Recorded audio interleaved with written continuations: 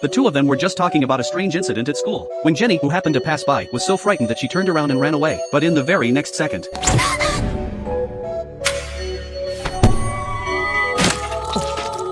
Mark's eyes widened in shock. Jenny's body lay motionless on the ground. Mark's thoughts suddenly drifted back to a few hours earlier. On his way to school, he had run into a classmate. They greeted each other with smiles, when a strange gust of wind suddenly blew through the street. Glass on a nearby rack lost its balance and came crashing down. Mark reacted instantly, shoving his classmate out of the way. The two narrowly escaped disaster, but the classmate's face turned deathly pale. She kept murmuring over and over again that she didn't want to die. The next day at school, Mark noticed something was very wrong. His classmates avoided him as if he carried a plague. Whenever he tried to ask what was going on, they would hurriedly turn away. Confused, Mark waited for them on their way home after school. Yet no one was willing to say a single word. Just when he thought he would get no answers again, one boy finally stepped forward, saying he was willing to explain. Before Mark could even open his mouth, the boy suddenly clutched his chest and collapsed in agony. Within minutes, he died right in front of Mark. Mark was completely shaken, but the strangest part was yet to come. The following day, when Mark arrived at school, he realized something terrifying. He had become invisible. No one could see him at all. Even when someone accidentally bumped into him, they acted as if nothing had happened. It wasn't until after school that a note suddenly fell out of his backpack, following the directions written on it. Mark eventually arrived at Aaron's house.